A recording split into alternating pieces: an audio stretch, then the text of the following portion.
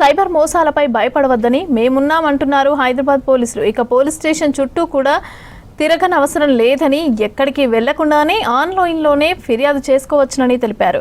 FIR copy కూడా ఫిర్యాదుదారుని ఇంటికే వస్తుందన్నారు. Cyber నేరాల బాధితులకు అండగా దేశంలోనే తొలిసారిగా సైబర్ మిత్రాలను తీసుకొచ్చారు పోలీసులు.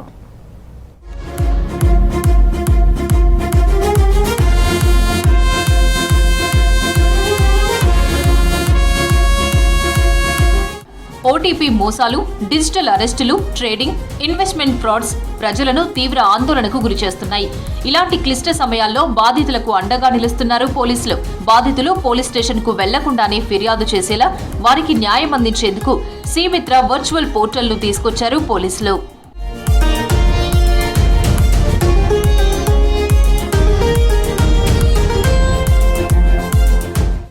చాలా మంది బాధితులు పోలీస్ స్టేషన్ కు వెళ్లేందుకు ఇబ్బందులు పడుతున్నట్లు గుర్తించామన్నారు హైదరాబాద్ సిపి సజ్జనార్. వృద్ధులు, ఉద్యోగాలు, ఇతర కారణాలతో సమయం కేటాయించలేని వారు ఫిర్యాదు చేయడం లేదన్నారు. కంప్లైంట్ పర్సెంటేజ్ పెంచేందుకు వర్చువల్ పోర్టల్ లాంచ్ చేశామన్నారు సజ్జనార్.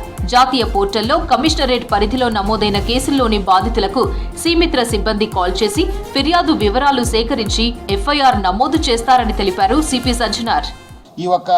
వర్చువల్ పోలీస్ ఆఫీసర్ అన్న ఒక సిస్టమ్ని తీసుకురావడం జరిగింది. ముఖ్యంగా ఇప్పుడు మనము ఉన్న ఇంటెలిజెన్స్, ఆర్టిఫిషియల్ ఇంటెలిజెన్స్ని, క్లౌడ్ టెలిఫోని, మళ్ళీ అదర్ సిస్టమ్స్ని వాడుకొని ఈ ఒక వర్చువల్ పోలీస్ ఆఫీసర్ని మనము ఈ ఒక ఇనిషియేటివ్ని మనము లాంచ్ చేయడం జరిగింది. సో ముఖ్యంగా ఈ ఒక Seemitra is nothing but virtual police officer.